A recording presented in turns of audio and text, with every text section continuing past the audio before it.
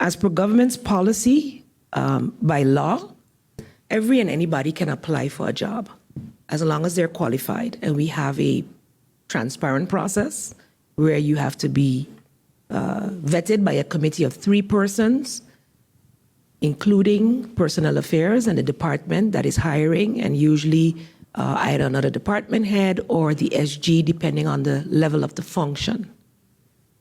After that process, all applicants, after having submitted letters, there's a selection of letters. They're interviewed, the qualified candidates who, based on their letters, appear to be qualified. There is no distinction at that time who's family of who. When the person is selected as the best person for the job, an advice is made that goes through a process through the respective ministry as well as the Ministry of Finance, and is signed off ultimately by the minister within that ministry and the Minister of Finance. If for any reason the person that is selected is a family member, in the second up to the 2nd degree, the minister cannot sign that advice. But that does not mean the person cannot be hired.